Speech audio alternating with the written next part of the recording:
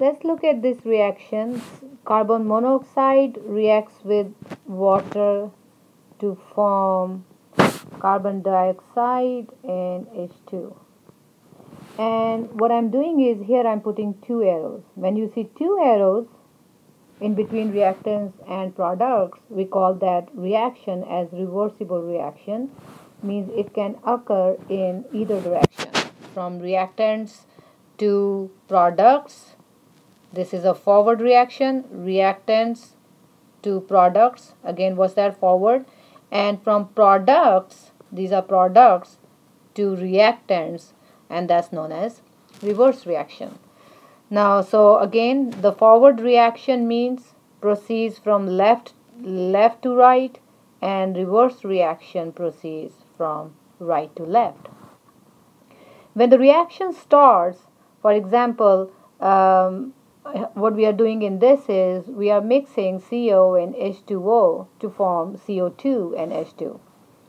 Now, here in the starting, the rate of the forward reaction, which is this, is very rapid at first and then decrease as the concentration of these reactants decreases. Now the rate of this reverse reaction is slow at first but then speeds up when the concentration of these products increases. Now when the rate of the forward reaction,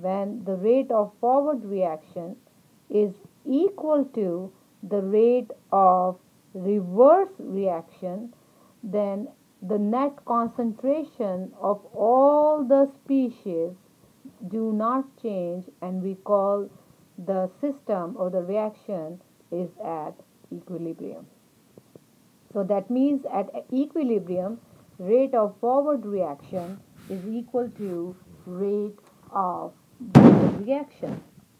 For the reaction at equilibrium, for any reaction which is at equilibrium, we can write down an equilibrium expression, which is denote an equilibrium constant, which is called K. Now, let's say, for example, this reaction N2 plus O2 gives NO, and if I balance this reaction, this is the balancing. So let's say this reaction is in equilibrium. So let's say if it's in equilibrium, we can write down the equilibrium constant expression, which is K equals to concentration of products divided by concentration of reactants raised to the power their stoichiometric coefficients. Again, what is K? Concentration of products. What are the products? There's only one product, NO.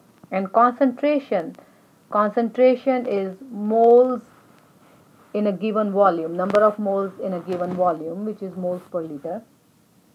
Now your coefficient, this coefficient becomes the exponent.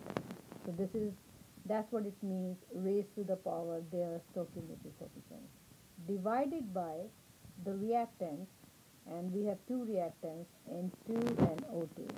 If no number is written on the front, means it's 1, and you do not have to write down.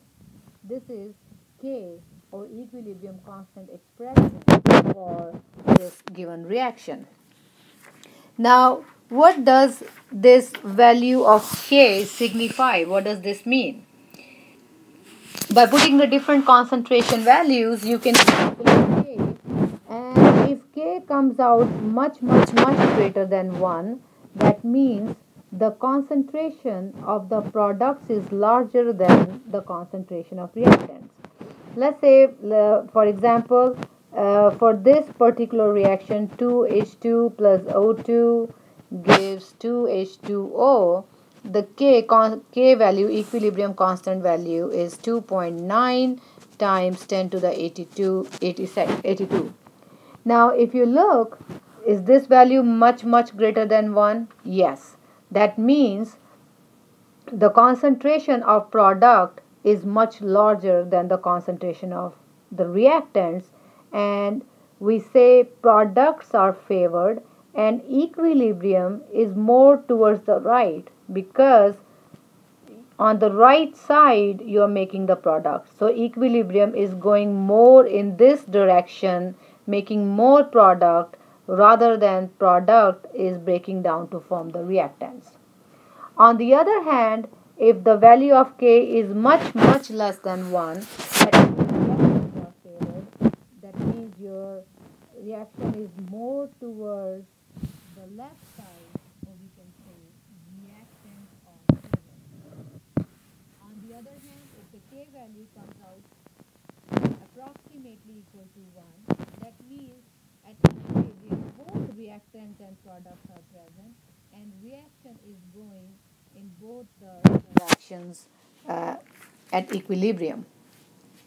Now, given the values, you should be able to calculate K, and then you can also explain whether the products are favored or the reactants are favored. So, for example, let's say this. I'll give you the reaction. Let's just make. Let me. For example, here. Nitrogen plus hydrogen 2NH3. The reaction is at equilibrium. At equilibrium, concentration of N2 is 0.12.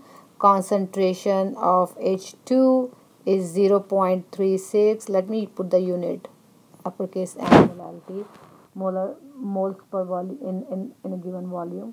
And concentration of NH3 is, let's say, 1.1 m. Question is calculate K. What is K? Concentration of products divided by reactant. Product is ammonia. Remember, your coefficient becomes the exponent divided by N2 H2. Now H2 raised to power 3 because 3 is the coefficient. Then plug the values. What is the concentration of ammonia? 1.1 divided by what is nitrogen, 0.12. What is hydrogen? Concentration 0.36. And if you're going to solve this, you should get 216, which you can round it to 220. So this is the way you calculate K, and if the value comes out greater than 1, means the products are favored. Made with Doodlecast Pro.